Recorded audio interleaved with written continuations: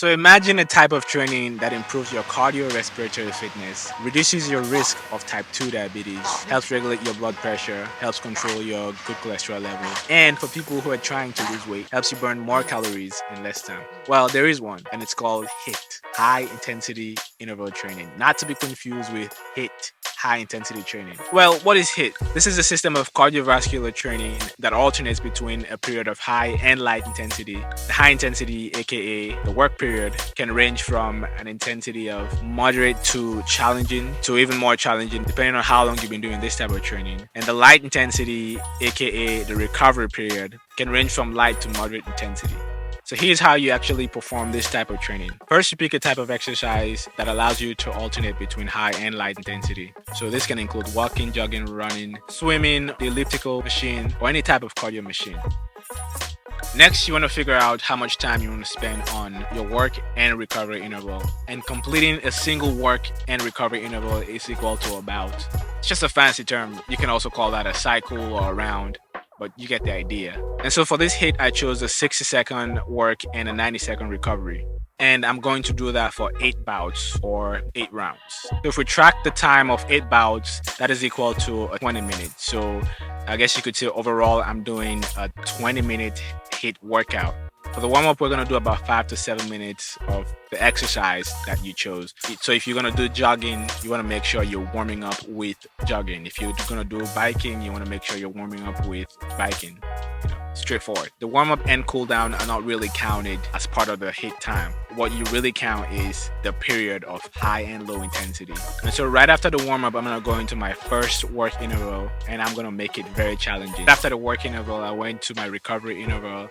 This is where you catch your breath, you control your breathing, you almost think about bringing your heart rate down so that you could be ready for the next work interval.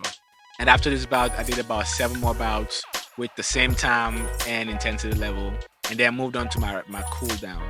And so for the cool down, I did about 3 to 5 minutes of the same exercise. I kept the intensity very similar to my warm-up. I'm basically just trying to loosen up, trying to recover from my entire workout. So this could be up to you. You could go very slow, catch your breath, and you're consciously thinking about lowering your heart rate from the entire workout. And finally, to complete the HIIT workout, I moved on to stretches, which I highly recommend if you're going to do this type of training. So the first stretch I'm doing is called the calf and Achilles stretch, in which I'm standing in a lunge position, making sure both my heels and toes are planted on the floor.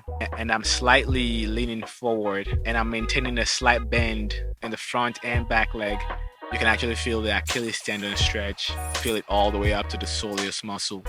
And I'm holding this position for about 15 to 30 seconds, and I'm making sure I'm doing the same thing on the other leg. Which takes me to the next stretch, which is for the quadriceps and hip flexors. And for this one, you can see me laying down, and I'm just going to grab the top leg and just pull that really close to my hips and repeating it on the other side.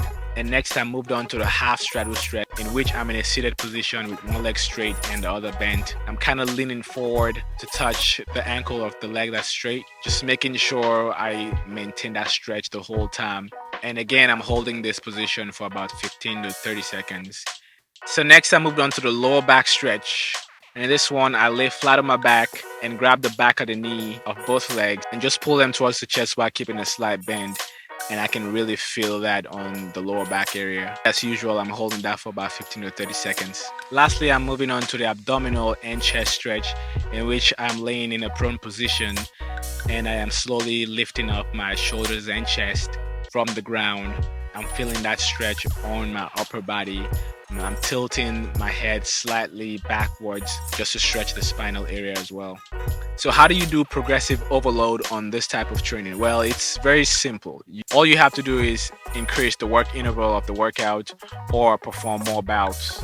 So instead of 60 seconds, you could do a work interval of 90 seconds and you could maintain the same rest period. Or instead of doing 8 bouts, you could do 9 or 10 bouts, and that would make the exercise harder. How does this really fit into my bodybuilding routine? And the more HIIT you do, the harder it is for you to recover. So it is best to limit it to about 2 or 3 HIIT sessions per week.